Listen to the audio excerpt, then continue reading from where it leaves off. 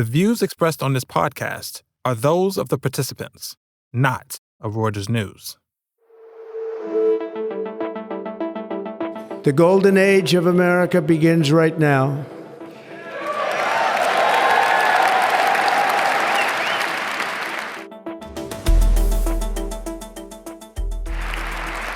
From this day forward, our country will flourish and be respected again all over the world. We will be the envy of every nation, and we will not allow ourselves to be taken advantage of any longer. During every single day of the Trump administration, I will very simply put America first. And so it begins. Republican Donald Trump's second presidential term commenced with a flurry of pronouncements and orders promulgated in the hours following his inauguration on January 20th. The new administration gives every indication of trying to move more forcefully than in Trump's first chaotic term. And yet, day one action on tariffs, the centerpiece of his trade agenda, was curiously missing. Still, from nixing a host of policies from the outgoing Biden administration to setting up the tech mogul-driven Department of Government Efficiency and quickly ramping up a more draconian approach to immigration enforcement, an agenda is taking shape with rapidity, even if big questions about how it will actually be prosecuted largely remain. What this means for energy, migration, technology, and trade is the focus of this week's Viewsroom. Welcome back to the Viewsroom, the weekly podcast that invites you, the listener, into a lively debate with our fellow columnists about the biggest stories of the week. I'm your host, Jonathan Guilford.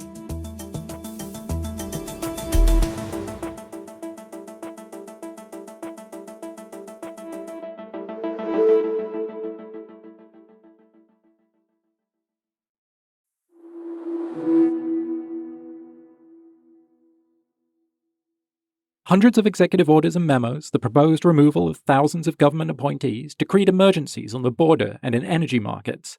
President Trump has begun his second term with a rush of activity. Much of it is about breaking with the recent past, ending or investigating a swathe of policy left by his predecessor, withdrawing from the Paris Climate Agreement, stridently laying out the case for expanded oil and gas production, undoing tweaks to immigration enforcement, and unwinding executive action on artificial intelligence.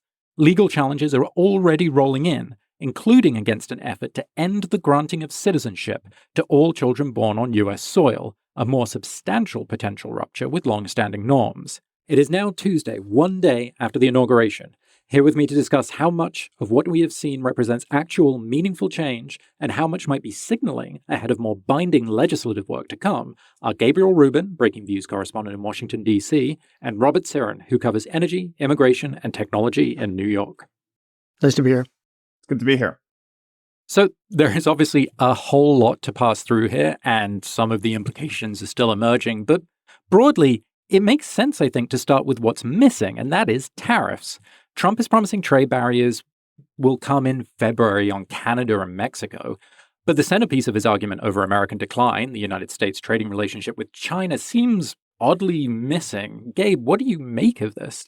Yeah, it was definitely the number one missing thing on Trump's first day when we saw action on all sorts of other major priorities, including major changes to the U.S. Constitution that may or may not fly in the U.S. courts in terms of his move on birthright citizenship. In terms of tariffs, though, Trump mostly left it to his appointees to sort of iron out the details over the coming days, and the executive orders were limited to studies of how tariffs might affect U.S. trade flows and how the U.S. could get U.S. trading partners like Canada, Mexico, China, and others throughout the world to change their policies on other things like drug trafficking or immigration, border security, etc.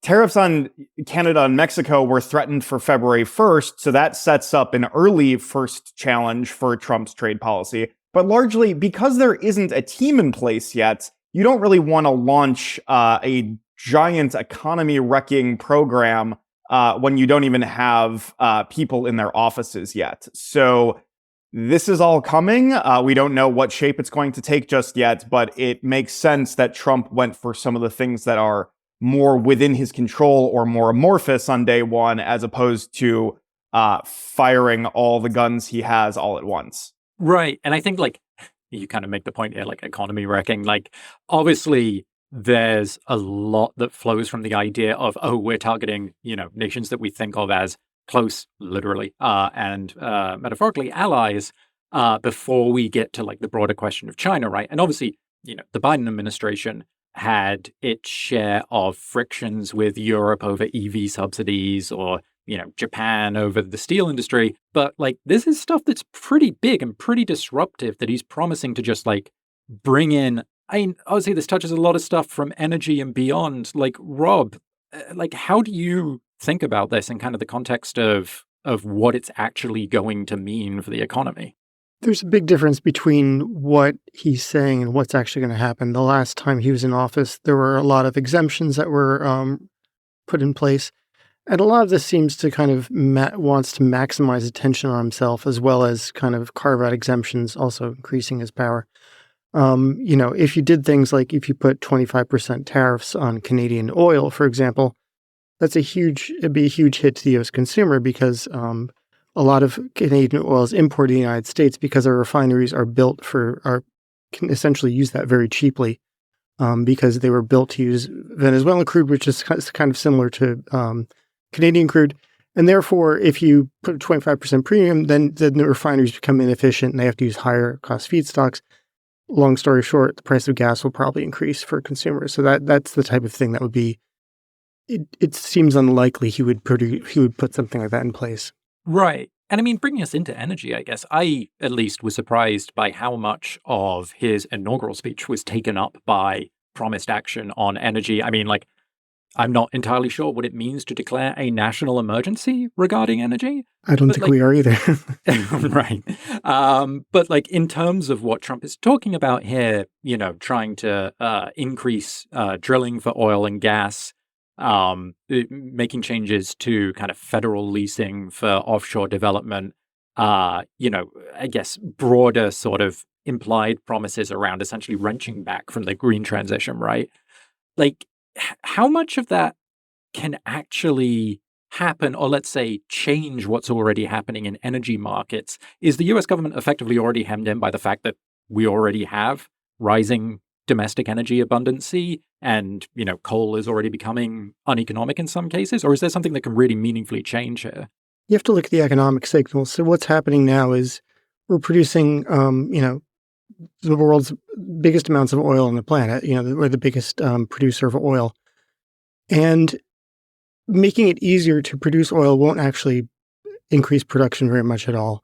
For example, like one thing he wants to do is he wants to make it easier for fewer environmental regulations, leasing federal land in places like in Alaska. And that's not happening because already right now, the price of oil, these are very high cost areas he's opening, like in Alaska. The biggest production areas in America where we're producing oil right now are the Permian Basin in Texas. And in the Permian Basin, there's basically no federal land that's being leased. So doing all these things doesn't really change the incentives for oil companies. It will make a difference for something like offshore wind. Because right now he said basically that's all federal leases because it's offshore. And he's saying we're not going to put pause on that. Also onshore and offshore leases, they may do things like they may not close approvals and permits, and that could slow things down tremendously. So it's more in the areas of like what's actually being built could be changed, but in other words, green energy, that's mostly what's being built. But the other areas, not so much of a change at all. Got it. Okay. And then like on that sort of, I guess the approvals part, the permitting process. I mean, I know, Gabe, you've written a bit about what a bottleneck the permitting approval process is. Like, it's kind of funny because it feels like, again, to Rob's point, that really centers the, let's say, discretionary authority of the Trump administration and their ability to be a kingmaker in things. Like, do you see that as potentially particularly significant? Yeah, the goal early on, the goal during the Biden administration was to also change permitting rules to make it easier to set up transmission projects for renewable energy and to get a lot of these renewable energy projects off the ground and sort of shorten the amount of time it takes from idea to actually producing energy. What Trump wants to do is essentially that, but for the oil and gas industry almost exclusively. But the question is, whether it is done in such a way that it also benefits renewable energy developers, specifically on land, given that the offshore wind piece of it at least seems to be Trump's main target in terms of preventing that sort of development. But if this ends up helping, solar developers in the Nevada desert, that could be positive for the green transition.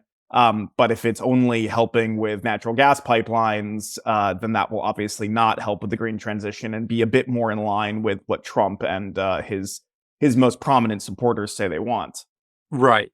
And I mean, I guess speaking to this whole idea of how much inefficiency is there in government, how much red tape, we did get the executive order on the Department of Government Efficiency. So this is the agency, not an agency, ostensibly steered by Tesla boss Elon Musk, who has become one of Trump's biggest backers through social media network X, which he owns.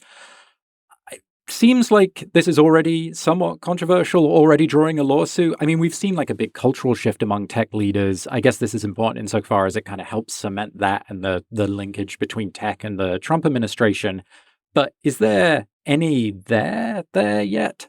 Well, in terms of the efficiency part of the Department of Government Efficiency, they have already fired their first government worker, Vivek Ramaswamy, who was initially, I shouldn't say fired, he was not fired, but Vivek Ramaswamy, who was supposed to co-lead the new department, either in quotes or not in quotes, with Elon Musk, will be departing, despite attending the inauguration yesterday. He is presumably going to run for governor, in the state of Ohio, where he's from.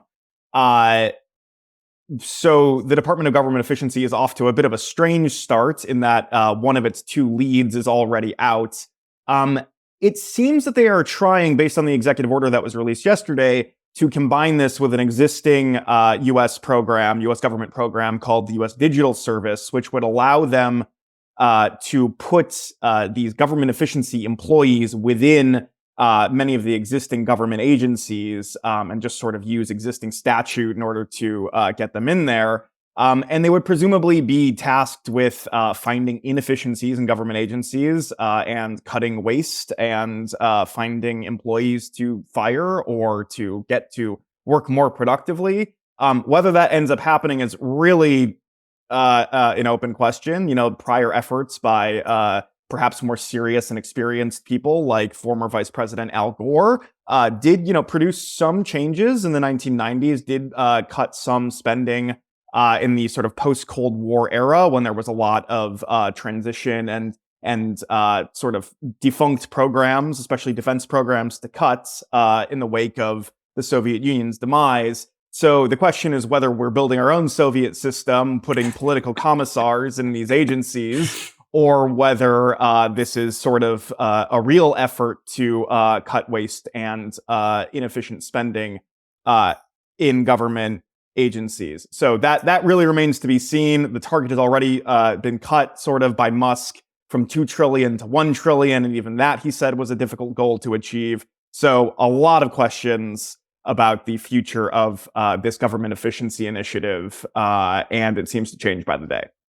I love that comparison. And yeah, it's interesting. I didn't actually know about the Gore effort back in the day. Like you say, I suppose it's a little bit different when you're talking about closing bases or what have you versus cutting Medicare and Medicaid, the government insurance programs, which, any scholar of the US budget knows it's really kind of healthcare and the army that are taking up most of that spending. And Social Security. Right. So the Social Security, these entitlement programs, just so listeners know, constitute roughly 2/3 of all government spending. So what you end up cutting, that sort of discretionary piece is much smaller than those parts combined. Right. And I guess the one thing I'm curious about in terms of the tech linkage is we saw Trump roll back an executive order issued by the Biden administration on artificial intelligence, which was sort of about like putting in some idea of safeguards and reporting up to the federal government on I guess what you would consider frontier to the most technologically sophisticated models. We are in the arms race moment. We've just had an extremely impressive model released out of China in DeepSeek. I don't know if Rob. It's interesting. So Jensen Huang, the head of NVIDIA, which provides the chips that sort of are the lifeblood of AI, wasn't at the inaugural. This order, at least I didn't kind of hear anything leading up to this that would be on the table. Like, does it feel like the federal government, when it comes to AI development, is really where the action is, or that any of this matters so much? Or I don't know. There's a lot of policy that's up for grabs, including funding for chip plants and so on, right? Yeah, the American policy matters for the tech industry more in terms of export restrictions than in terms of any executive order which would put in place to monitor potential risks arising from artificial intelligence, if only because there weren't any costs imposed really on the tech industry, except, occasional reports on, hey, this might be a risk or something. But, for NVIDIA, putting limits on exports to China has caused, it has restricted their revenue just because China had been a large export market. And they're still trying to always get around them because they put a limit saying, okay, they can't be above this certain capacity. So NVIDIA would design a chip which was just below it, and then they would lower the rate below that, and it caused lots of basically it wasn't NVIDIA wasn't happy with a lot of the the legislation, or the executive orders were put in place. So I don't really see it having much of an effect. It's more, if anything, the rules which affect the industry will probably put in place more in Europe and other areas. Got it. Okay. Well, so I guess as part of this effort, right? Doge, as it's known, has already drawn a lawsuit, but feels like we're setting up for a much bigger legal clash, right? We had, as mentioned, Trump promulgated an executive order seeking to sort of reinterpret the 14th Amendment to the U.S. Constitution, long interpreted to grant citizenship to all people born or naturalized on U.S. soil. The executive order seeks to kind of curtail that for people who maybe don't have legal status or are here on a temporary visa. I imagine this will probably get tied up in courts, while other actions, including those announced over the past 24 hours, will maybe cause some actual changes in enforcement and so on. But Rob, you've written that Trump is really playing with fire here, given the importance of immigration flows to the U.S. economy. What's sort of the backdrop of what's happened with immigration in the past few years? And what's going on, as far as you can see, with these orders, and how significant is that? Well, yeah, immigration is significant in the U.S. economy because about a fifth of our workforce is people who are born overseas. Now, most of those are legal, but a large chunk of that, 20%, roughly 20%, are illegal. So I can't recall offhand, it's about 4%, something like that. But these people are also concentrated in certain areas, like in Texas and Florida, and they also concentrate in certain industries like construction and agriculture. And last time Trump was in office, he promised to crack down on illegal immigration. Didn't really happen that much. I mean, if you look at the actual number of deportations, they didn't really change that much. There was a policy put in place during COVID, which said that you could turn away asylum seekers basically at the border or deport them because there was a health risk from that. That policy is eventually overturned. Now Trump is coming in. There are more restrictions. There's so many restrictions. It's hard to say what one will hold up.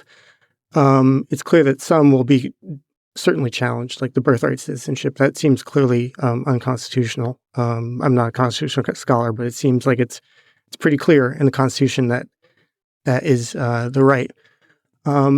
Versus other things such as saying, okay, well, the military has a right to, or has a clear, the military should help enforce the border, or things like, asylum seekers, will stop asylum seekers. That's probably somewhere in the middle.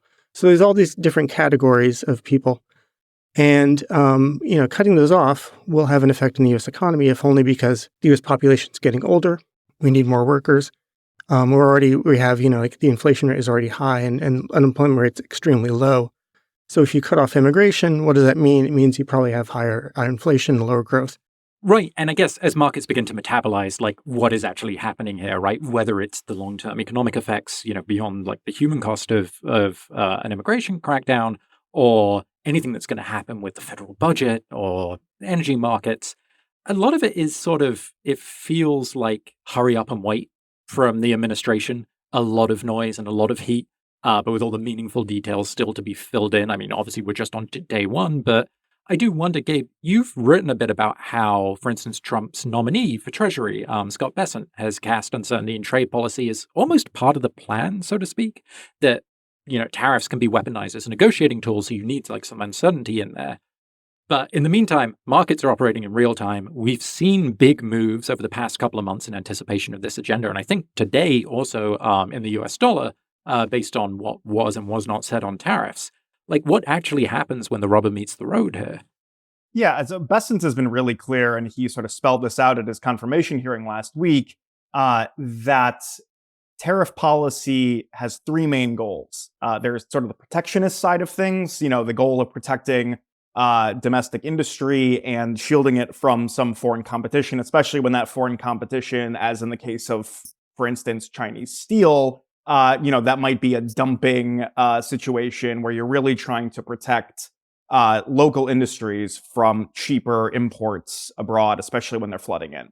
The second would be to raise revenue, which Trump seems to love. He even wants to start this new external revenue service, which seems pretty unnecessary given that there's customs and border protection, but that's a separate issue, not very efficient. And then the third thing that tariffs can do is that they can change the behavior of your trading partners vis-a-vis other issues. That would be border security or drug trafficking, things like that. So those are the three uses. And you can't really do all of those things at once, because if you want to pay for, your government spending or finance your tax cuts with revenue from tariffs, then that disappears once you reward your trading partners for cracking down on drug trafficking, because there needs to be a carrot along with the stick. So you end up in a situation where tariffs are trying to do all things for all people.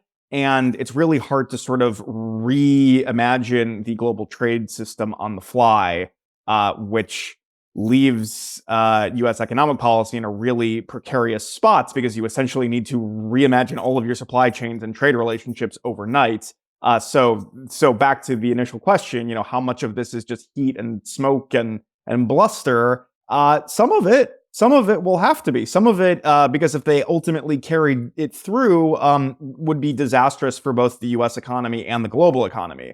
So surely some of this is bluster, but the problem is we just don't know what at this point, and it really changes by the day because Trump does not stick to one negotiating strategy. He'll throw out percentages or countries or industries based on the needs of the daily news cycle. And that's no way to run a railroad. There are also conflicts between the goals he's trying to set. For example, putting a 25% tariff on Mexico would really harm the Mexican economy. And one of the primary reasons people immigrate to the United States is because they're looking for economic opportunity. If Mexico's economy is, basically fallen into a severe recession, a lot more people are probably going to try to immigrate to the United States. Right. And of course, layered on top of all of this, we're going to get daily feedback from markets somewhat erratically on how all of this is going. But for now, sounds like it's a lot of we are still waiting and seeing. With that said, Gabe, Rob, thank you so much for joining me on the Views Room. Great to be here. Thanks.